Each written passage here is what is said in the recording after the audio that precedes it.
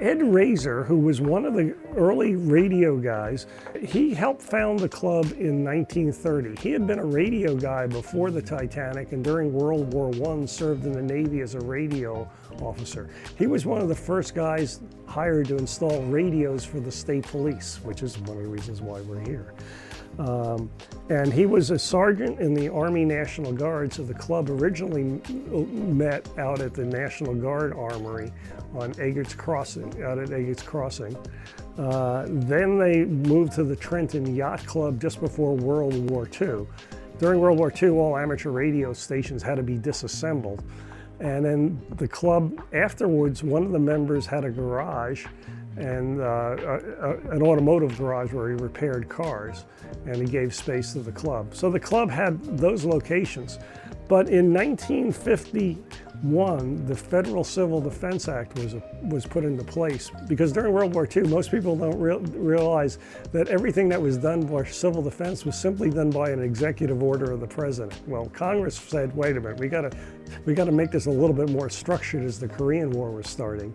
So they created the Civil Defense Act, which created the RACES service as an alternative to the amateur radio service for civil defense. So one of our club presidents, who had owned the Allen and Hurley radio store in downtown Trenton and was a Signal Corps officer during World War II, he got himself appointed the Civil Defense Radio Officer. And then when the Navy gave up this airfield to the county, because this airfield didn't exist before World War II. It was built to fly the Avenger torpedo bombers that were being built at the Fisher Body Works. This little building was away from everything. The airport at that time wasn't at this end. All the buildings were the stuff over on Scotch Road. So this little transmitter building was unmanned and was just desolate. So he convinced the county freeholders to let us use this to establish an emergency communications station. And they first started doing that in June of 1952, and we've been here ever since.